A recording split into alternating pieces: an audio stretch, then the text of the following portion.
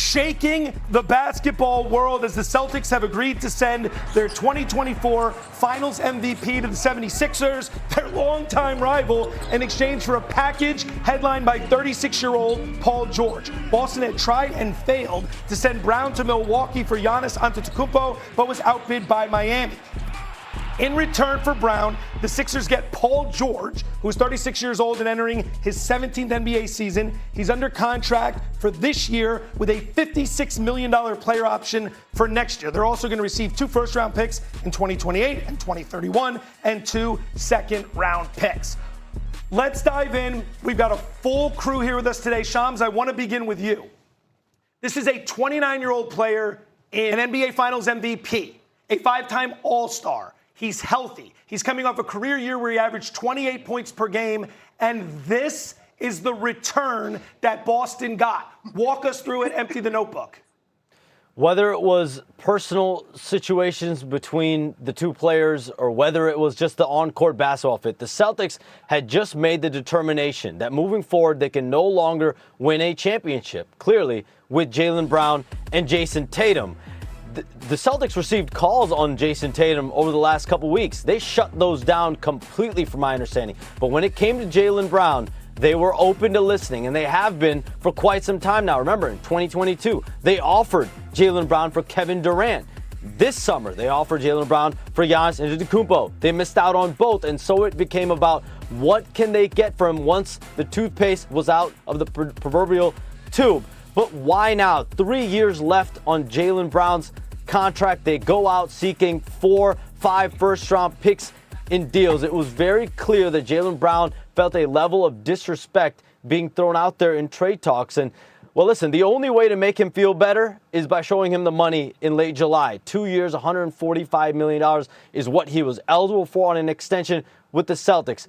All indications after this trade are that clearly that offer was never coming. That was never going to happen. And so the Celtics aggressively shopped Jaylen Brown over the last few days, and the bar kept going down. Every single day, it was getting lower and lower, and I had GMs telling me eventually Brad Stevens and the Celtics will have to trade him for 40 cents on the dollar. Now, why was his value so low? You can figure it out depending on who you ask, but to trade him at 29 years old to a rival, it is stunning for everyone in the NBA.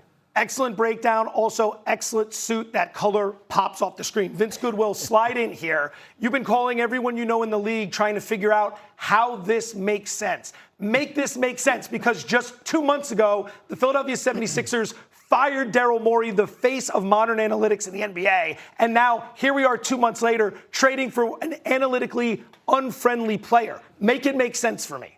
Well, it's a number of things at work here. For one, it was the Shams part of it saying they were not going to extend him.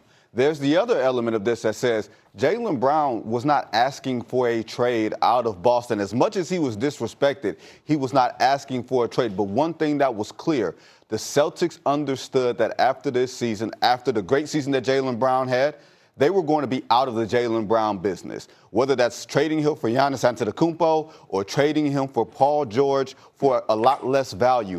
It was clear to me and everybody else around the league that they didn't think that this relationship was no longer sustainable. And that's why you go trade for Paul George and you get a Mitchell Robinson and you get a Mike Conley. They got older and more hurt and more physically vulnerable, and you trade them to a team that not only knocked you out of the playoffs, but your rival, a team that you're going to have to see. That lets you know that you are not even fearful of Jaylen Brown's retribution to you and your franchise. That says a lot about what they think of, what they don't think of him. McNutt, I'm going to go out on a limb here and say I think you might have an opinion on what just went down. Give me your single biggest takeaway from this trade. Well, that was cheap. Like, golly, that's not what you get for a guy that was just outside of your MVP voting this season, right? Like, depending on who you talk to, top 10, and if you want to extend it out, top 15 performer this past year. However, once you move past being befuddled by the decision the Celtics made, the Sixers just got even more dangerous in this Eastern Conference. You're looking at now being able to pair Brown and Maxey, guys that both averaged 28 points this past season. And yes, there's enough basketballs to go around, because each of them, Maxey was at 5 assists, or Maxey was at 5 assists, and Brown was at 6 assists. So I'm actually really excited to see what this is going to look like for the Sixers. And then I'll add to this, Joe. For me, the next thought was, well, look what the Sixers were able to do with not much of Joel Embiid this past season. Are they moving further and further away from that process in terms of still being able to contend, even though they got a whole situation going on with him? Nicely done. Bobby Marks, slide in here. You weren't as surprised about the return Boston got for Jaylen Brown. Why? Because trades are based on circumstances. Remember, yesterday morning, the Utah Jazz got more for Walker Kessler than the Boston Celtics did for Jaylen Brown. And I think when you kind of peel back the onion here, the demand for Jaylen Brown was just not there. And when you look at a contract in Paul George, one that I thought was not movable unless you had to actually attach a draft pick, that's the cost in a Jaylen Brown trade here. So when you kind of do your due diligence and you talk to people around the league, yes, people are high on Jaylen Brown, but not at the point of trading 3 or 4 first-round picks or a core player of their roster. Chams, jump in here for the final word. Do you think the Celtics live to regret this trade, much like we saw with the Mavs and Luka Doncic?